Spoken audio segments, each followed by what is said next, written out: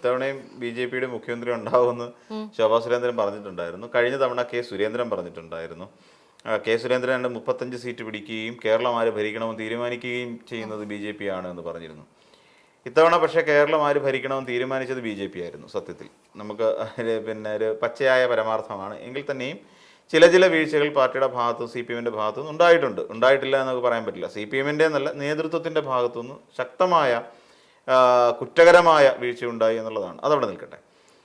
ശോഭാ സുരേന്ദ്രനെ സംബന്ധിച്ചിടത്തോളം ശോഭാ സുരേന്ദ്രൻ ഇത്തവണ വലിയ കാര്യമായ മുന്നേറ്റം ഉണ്ടാക്കാൻ കഴിഞ്ഞില്ല എന്നുള്ളതാണ്. മുന്നേറ്റമാണ് സാധാരണഗതിയിൽ ശോഭാ സുരേന്ദ്രൻ എന്ന് പറയുന്ന ഒരു നേതാവിൽ നിന്ന് മിനിമം കേരളക്കാർ പ്രതീക്ഷിക്കുന്നത്.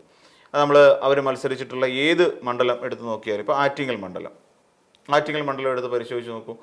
ലോക്സഭാ മണ്ഡലം, ആ ലോക്സഭാ മണ്ഡലത്തിൽ BJP-യിലെ V. മുരളീധരൻ എന്ന് പറയുന്ന ഒരു സ്ഥാനാർത്ഥിക്ക് വന്നു നിന്ന് മത്സരിക്കാനിടയായ സാഹചര്യം എന്തായിരുന്നു? ആ സാഹചര്യം അതിനു മുൻപ് ശോഭാ സുരേന്ദ്രൻ അവിടെ നിൽക്കുകയും ശോഭാ സുരേന്ദ്രൻ അവിടെ വോട്ടിൻ്റെ വർധനവ് വരുത്തുകയും ചെയ്തുകൊണ്ടാണ് V. മുരളീധരൻ എന്ന് പറയുന്ന നേതാവിന് അവിടെ ഒരു താല്പര്യം ഉണ്ടായത്. കഴക്കൂട്ടം മണ്ഡലത്തിൽ ശോഭാ സുരേന്ദ്രൻ മത്സരിച്ച് ശക്തമായ നിലയിൽ കഴക്കൂട്ടം മണ്ഡലത്തിലെ വോട്ടിംഗ് BJP-യുടെ വോട്ട് ശതമാനം വർദ്ധിപ്പിച്ചു.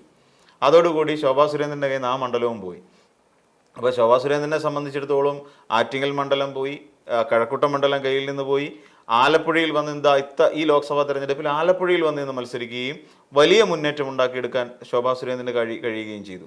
അതിനു മുൻപാണ് പാലക്കാട് നിയമസഭാ മണ്ഡലത്തിൽ നിന്ന് ശോഭാ സുരേന്ദ്രൻ മത്സരിക്കുന്നതും BJP-ക്ക് പാലക്കാട് എന്ന് പറയുന്നത് ഒരു A ക്ലാസ് മണ്ഡലമായി മാറാനും കാരണം ശോഭാ സുരേന്ദ്രൻ തന്നെയാണ്.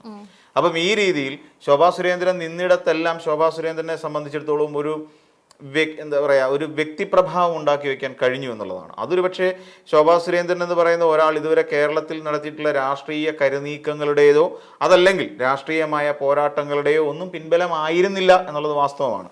ശോഭാ സുരേന്ദ്രൻ പറയുന്ന പല കഥകളും അല്ലെങ്കിൽ പറഞ്ഞുകൊണ്ടിരിക്കുന്ന അല്ലെങ്കിൽ ഉയർത്തിക്കൊണ്ടിരിക്കുന്ന പല ആരോപണങ്ങളും ഇതിനു മുമ്പ് നമ്മൾ പറഞ്ഞിട്ടില്ലേ, സത്യം ചെരിപ്പിട്ട് വരുമ്പോഴേക്കും കള്ളൻ ലോകം ചുറ്റി വന്നിട്ടുണ്ടാവും എന്ന് പറയുന്ന പോലെ ആ രീതിയിലുള്ള ആരോപണങ്ങളും പ്രയോഗങ്ങളും പ്രചരണങ്ങളും കൊണ്ട് തന്നെയാണ് ശോഭാ സുരേന്ദ്രൻ ഒരുപക്ഷെ ശക്തമായ ഒരു നിലയിലേക്ക് പല മണ്ഡലങ്ങളിലെയും അവിടുത്തെ വോട്ട് വിഹിതത്തെ കൊണ്ടെത്തിക്കുന്നത്.